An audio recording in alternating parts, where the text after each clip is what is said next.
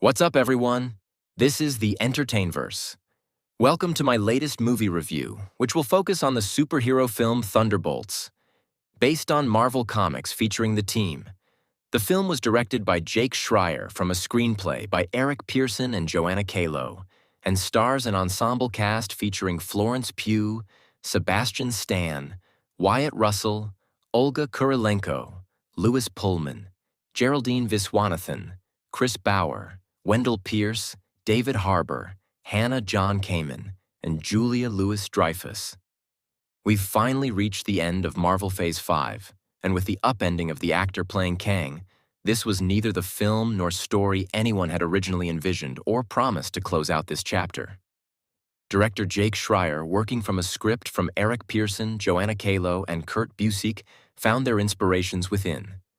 The toll on a person's psyche who've been trained to kill on command and find comfort falling into routine rather than addressing their actual trauma. While it's simple to make that connection to Bucky, Yelena, and the rest of these misfits, the trailers happily underplay who the big bad villain actually is. Of course, there's some kind of nebulous threat, but who's dealing with it and how, for better or worse, is where we lay our scene. For those who weren't spoiled by Marvel themselves opening weekend, does it actually matter what that asterisk stands for? The sigh heard round the Magic Kingdom is Marvel Studios unclenching its collective keister. As of this review, Thunderbolts is already a hit and an easy tee-up for the upcoming Phase 6 introduction of the Fantastic Four, first steps and continuing with Avengers, Doomsday next year. There have already been comparisons to the Suicide Squad movies, including one in movie quote, but DCU films tend to be binary in terms of who is a hero and who isn't. In contrast, Marvel's morally gray characters have existed since their inception into comics parlance. The collective uselessness regarding this ensemble is punctuated in conversations between Mel and Valentina, including trailer quotes like, "There are only bad guys and worse guys," and "The Avengers are not coming." Why does all this sound familiar? A group of would-be public-facing wannabes that absolutely no one believes in? They're not your classic heroes. Thunderbolts is Marvel's mystery men. Pugh's Yelena is the soul of the story, properly reintroduced at the film's beginning with her lovable, "it's just a job" sentiments seen in Hawkeye and Black Widow.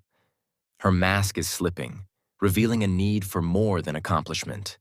She craves camaraderie, assurance, and kinship to crawl out from the shadows and get the red out of her ledger.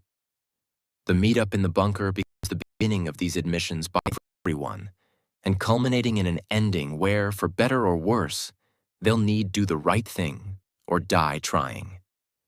It's less a hero's journey than a collective redemption arc, sorting out where everyone falls into these gray areas and making peace with it. On the other side of the spectrum is Pullman's Bob, a never-was desperate to become somebody, triggering Yelena's not-to-be-ignored protective instincts.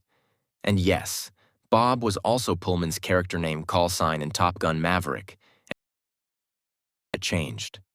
Obviously not intended as any kind of guide, addressing mental health issues is long overdue, especially for those punching or shooting their way out of problems.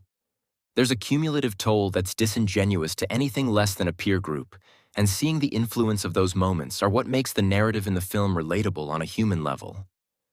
Life sucks, but it sucks less around others who understand precisely how their life sucks. In other words, you don't have to be an infectious cheerleader like the Red Guardian to identify with wanting to be among the helpers running towards certain to find the courage. On a scale of 1 through 10, Thunderbolts gets a 9 out of 10. For more future content, hit the subscribe button and thanks for watching.